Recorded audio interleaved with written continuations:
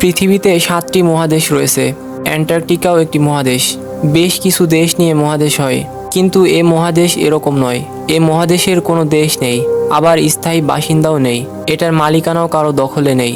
গরমকালে এখানে 4000-এর মতো পর্যটক আসে এবং শীতকালে 1000-এর নিচে নামে। শীতকালে এখানে তাপমাত্রা নামে -80°C নিচে। অ্যান্টার্কটিকার সুমেরু বৃত্তের প্রায় পুরোটা জুড়েই এ মহাদেশের বিস্তার। এর মানে হলো প্রায় সারা বছরই এই স্থানের তাপমাত্রা 0°-র নিচে থাকে। এমন প্রতিকূল আবহাওয়ার কারণে পৃথিবীর অন্য জায়গার তুলনায় এখানে বসবাস করা অত্যন্ত দুরূহ ব্যাপার। তাই এখানে মাত্র 300 প্রজাতির জলজ উদ্ভিদ পাওয়া যায়। আর প্রাণীদের মধ্যে পেঙ্গুইন, শিল আর পিতেলজিক নামক মাছ বাস করে এ ঠান্ডা মহাদেশে।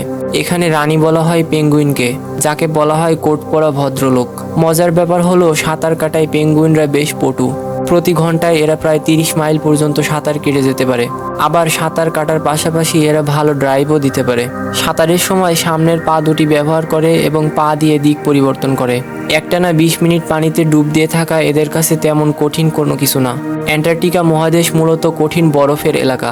বরফের রাজত্ব প্রায় 54 লাখ বর্গ মাইলেরও বেশি জায়গা জুড়ে বিস্তৃত এবং এ কারণে এ মহাদেশ হয়ে উঠেছে পৃথিবীর 5ম বড় মহাদেশ। এখানে প্রায় 300টিরও বেশি হ্রদের সন্ধান পাওয়া গেছে। পৃথিবীতে বিশুদ্ধ পানির অভাব ক্রমেই বাড়ছে। পৃথিবীর বিশুদ্ধ পানির শতকরা 70% এই মহাদেশেই জমা রয়েছে এবং তার বেশিরভাগই জমাট, মানে বরফ।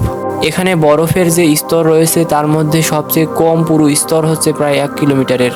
বিজ্ঞানী দলের রিপোর্ট অনুযায়ী অ্যান্টার্কটিকার বিভিন্ন স্থানে বায়ু প্রতি ঘন্টায় সর্বোচ্চ 200 মাইল পর্যন্ত প্রবাহিত হয়। তাই বলা যায় ঝড়ো বাতাসও এখানে বয়। এখানে একটা মিউজিয়াম আছে যার নাম পোর্ট লকারি মিউজিয়াম। গবেষণার জন্য এই মহাদেশে 80টির বেশি গবেষণা কেন্দ্র অবস্থিত, যা পরিচালনা করে 30টি ভিন্ন ভিন্ন দেশের গবেষক। আমরা সবাই জেমস কুকের নাম হয়তো শুনেছি। ইনি ছিলেন ইংরেজ। অ্যান্টার্কটিকা নামে যে একটি মহাদেশ আছে এটি প্রথম ধারণা দেন এই ব্রিটিশ পর্যটক। তিনি দুবার 1773 এবং 1774 সালে অ্যান্টার্কটিকা অতিক্রম করেন, তাই তাকে অ্যান্টার্কটিকার আবিষ্কারক বলা হয়।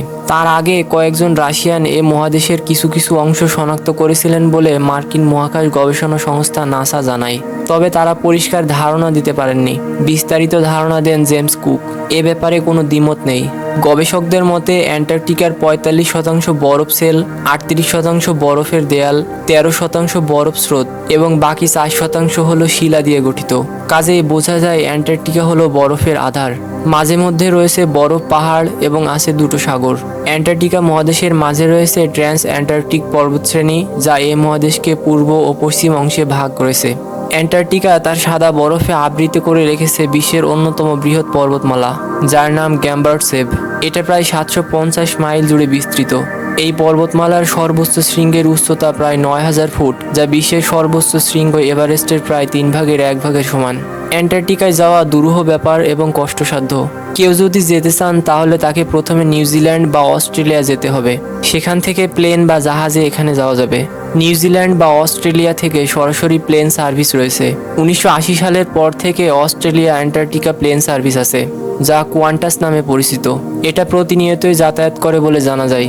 পৃথিবীর অধিকাংশ মিঠা পানি শুধু অ্যান্টার্কটিকায়। অ্যান্টার্কটিকায় পৃথিবীর 70% স্বাদু পানি রয়েছে, তবে অধিকাংশ পানি বরফ আকারে আছে। তাই অ্যান্টার্কটিকার বরফ গলিয়েও পানি পান করা যাবে। পানযোগ্য পানির ক্রমাগত হ্রাসের এই দুরবস্থায় অনেকেই সমাধান হিসেবে অ্যান্টার্কটিকার বরফ গলিয়ে পানের পরামর্শ দিতে পারেন, কিন্তু সে চেষ্টা করা উচিত হবে না একদমই। কারণ অ্যান্টার্কটিকা এত বিশাল আর এখানে এত পরিমাণ বরফ আছে যে অ্যান্টার্কটিকার বরফ যদি গলে যায় তাহলে পৃথিবীর সমুদ্রপৃষ্ঠ 200 ফুট বৃদ্ধি পাবে। ফলে স্থলভাগ যেখানে আমরা বসবাস করি তার অনেক স্থানই পানির নিচে তলিয়ে যাবে। অ্যান্টার্কটিকাই একমাত্র মহাদেশ যেখানে সরীসৃপ নেই। সাপ, কেঁচো, টিকটিকি কোনো সরীসৃপই নেই অ্যান্টার্কটিকায়। মূলত সরীসৃপরা তাদের শরীরের তাপমাত্রা নিয়ন্ত্রণে সাহায্য করার জন্য বাহ্যিক তাপ উৎসের উপর নির্ভর করে, যা অ্যান্টার্কটিকার হিমায়িত জলবায়ুতে খুব কম সরবরাহ হয়।